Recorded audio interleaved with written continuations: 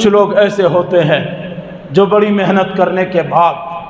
بڑے جستجو کے بعد، بڑے شوق و ذوق کے ساتھ اپنے کپڑے اتار کر چادر ڈال لیتے ہیں، یعنی احرام ڈال لیتے ہیں، ایک چادر نیچے ایک چادر اوپر، پٹے کپڑے چادر کو کہتے ہیں، جو سلائی نہ ہو وہی چادر ہوتا ہے۔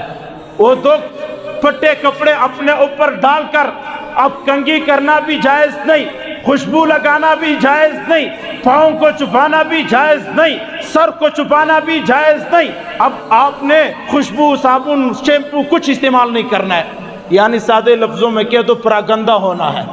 فقیر بننا ہے، ملنگ بننا ہے، عاجز بننا ہے، مسکین بننا ہے، اور کپڑے اس طرح کے پٹے ہوئے، بال پراگندہ، پاؤں ننگے اور جسم کا ایک حصہ ننگا۔ اب یہ شخص روان ہے، پیسے بھی خرچ کرتا ہے، مال بھی خرچ کرتا ہے،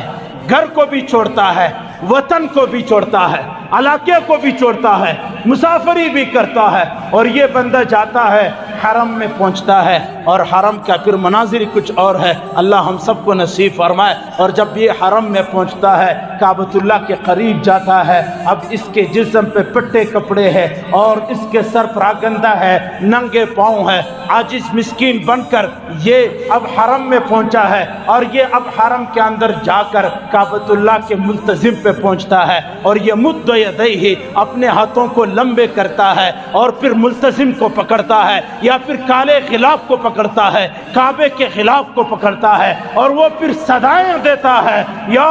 ربی یا ربی یا ربی، اے میرا رب، اے میرا رب، اے میرا رب، یہ دعائیں کرتا ہے، یہ صدائیں دیتا ہے، یہ چیخ پکار کرتا ہے کہ میں پاکستان سے آیا ہوں، بڑی غربت کے ساتھ آیا ہوں، کپڑے اتار کر آیا ہوں، پاؤں ننگے کر کے آیا ہوں، بال پراگندہ کر کے آیا ہوں۔ اب ملتزم کو پکڑ کر کہتے ہیں یا ربی، اے میرا رب، یا ربی، اے میرا رب۔ اللہ کے نبی نے فرمایا یہ لاکھ مرتبہ چیختا رہے، اللہ اس کی ایک بھی نہیں سنتا۔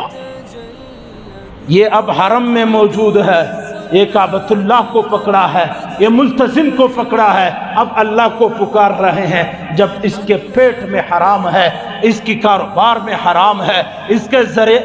ذریعہ تجارت حرام ہے، آمدن حرام کی ہے، کاروبار حرام کی ہے، لوگوں کے ساتھ فراڈ، دھوکہ، خیانت، دغلا، چغلخوری کر کے آیا ہے، اب یہ کعبۃ اللہ کا خلاف بھی پکڑے، اللہ کوئی نہیں سنتا۔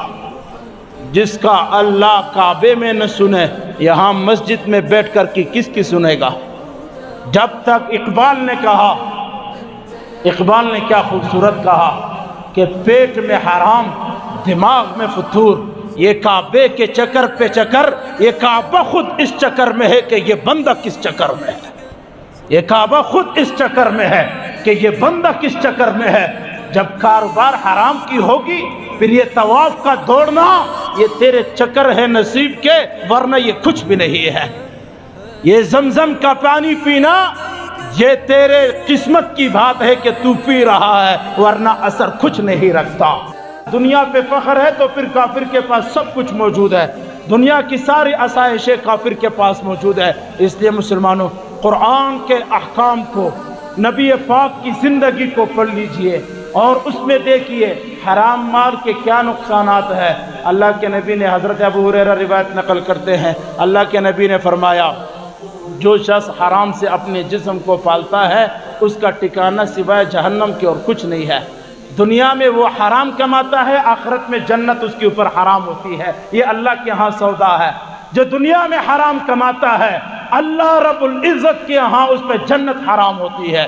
نبی علیہ السلام نے فرمایا ایک شخص نے کپڑے پہنے ہیں، 10 درہم کے خریدے ہیں، مثال کے طور پر 1000 روپے کے خریدے ہیں، وہ کپڑے 1000 روپے کے اس نے خریدے، 900 روپے حلال ہے، 100 روپے حرام ہے، یعنی 9 دراہم حلال کے ہیں، 1 درہم حرام کا ہے۔ اب یہ اس میں کپڑوں میں عبادت کرتا ہے، اللہ اس کی ایک بھی قبول نہیں کرتا۔